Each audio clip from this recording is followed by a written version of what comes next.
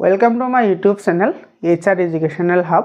मरমৰ ছাত্ৰ ছাত্ৰীসকল আজি তোমালোকৰ কাৰণে লৈ আহিছো অন্য এটা প্ৰশ্ন এটো বিদ্যুৎ চেপ্টাৰৰ প্ৰশ্ন এটো তাপীয় ক্ৰিয়াৰ যেটো জুলৰ সূত্ৰ আছে সেই জুলৰ সূত্ৰৰ ওপৰত আধাৰিত এই প্ৰশ্ন এই প্ৰশ্নটো সমাধান কৰিবলৈ আমাৰ জুলৰ সূত্ৰটো লাগিব তো আগতে চাও আমি এই প্ৰশ্নটো কেনেকুৱা 4 ওহম ৰোধক এটা প্ৰতি সেকেন্ডত উৎপন্ন হোৱা তাপৰ পৰিমাণ হৈছে 100 জুল ৰোধকটোৰ দুই মূৰৰ মাজৰ বিভৱভেদ উলোৱা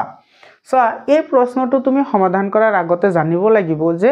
জুলৰ সূত্ৰটো কি আছিল জুলৰ সূত্ৰ কি আছিল যে পৰিবাহী এটা ৰোধ তাৰ মাজেৰে যোৱা প্ৰবাহ যেটো আছে প্ৰবাহৰ বৰ্গৰ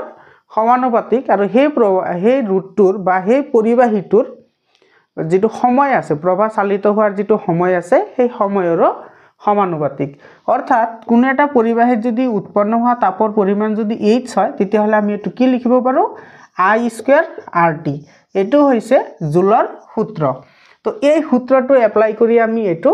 উলাব লাগিব এতে সোৱা প্ৰথমতে আমি চাও এই প্ৰশ্নটোত আমাৰ কি দিয়া আছে সো দিয়া আছে কি এতে সোৱা ৰোধ দিয়া আছে পৰিবাহীডালৰ কি দিয়া আছে ৰোধ দিয়া আছে ৰোধক আমি কি লিখো R বুলি লিখো ৰোধ কিমান দিয়া আছে 4 ওহম দিয়া আছে ইয়াৰে পিছত সোৱা যেটো সময়টো কিমান দিয়া আছে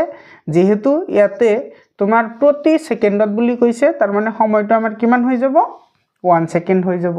আৰু উৎপন্ন হোৱা যেটো তাপৰ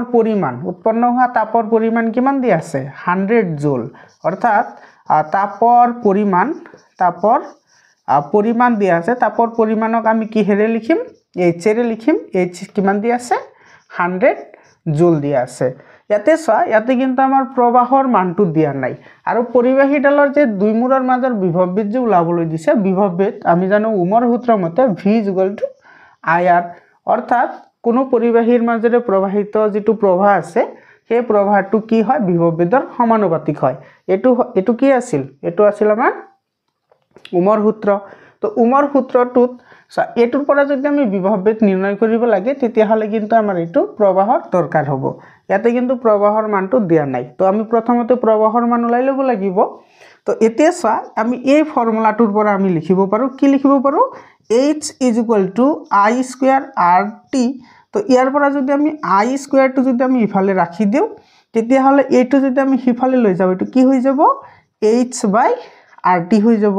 এতিয়া সোৱা ইফালে আছে I² আছে মানে I ৰ বৰ্গ আছে তো I ৰ বৰ্গটো যদি আমি ইফালে লৈ যাও এটো কি হৈ যাব √over লৈ পৰিৱৰ্তন হৈ যাব আৰু ডিভাইডেড বাই কি হৈ যাব RT হৈ যাব এতিয়া সোৱা ইয়াতে আমি এই মানকেটা বহাই দিম এটা আমাৰ কি মান দিয়া আছে I ইফালে আহিব √over আৰু h ৰ মান কিমান দিয়া আছে h ৰ মান দিয়া আছে 100 জুল তো ইয়াতে আমি 100 বহাই দিলু তাৰ পিছত ইয়াতে কি আছে R মানে ৰোধ কিমান দিয়া আছে এটো 4 দিয়া আছে আৰু যেটো সময়টো কিমান দিয়া আছে সময়টো দিয়া আছে 1 সেকেন্ড তো ইয়াতে আমি 1 বহাই দিলু এতিয়া সোৱা ইয়াতে যেটো 100 আছে 100 ৰ বৰ্গমূল কিমান 10 হয় আৰু 4 ৰ 1 গুণ 4 তো 4 ৰ বৰ্গমূল কিমান 2 এতিয়া যদি 10ক 2 ৰে হৰণ কৰো আমি কিমান পাম 5 পাম তো এটো আমি প্ৰবাহটো আমি পাই গলো প্ৰবাহ কিমান পালো 5 এম্পিয়াৰ অৰ্থাৎ তাৰডালৰ মাজেৰে বা ৰোধকডালৰ মাজেৰে কি কৰে প্ৰতি সেকেন্ডত 5 এম্পিয়াৰ প্ৰবাহ চালিত হয় এতিয়া আমাৰ লাগে কি দুই মূৰৰ মাজৰ বিভৱভেদ লাগে তো দুই মূৰৰ মাজৰ যেটো বিভৱভেদ দুই মূৰৰ মাজৰ বিভৱভেদ কি পাম আমি এটো v IR এটা আমি I ৰ মান কিমান পাইছো 5 পাইছো আৰু R মানে ৰোধৰ মান কিমান আছিল 4 আছিল তো 5 4 গুণ কিমান হ'ব 20 হ'ব আৰু বিভৱভেদৰ একক কি ভোল্ট তো আমি ইয়াৰ এনসাৰ পালো কিমান 20 ভোল্ট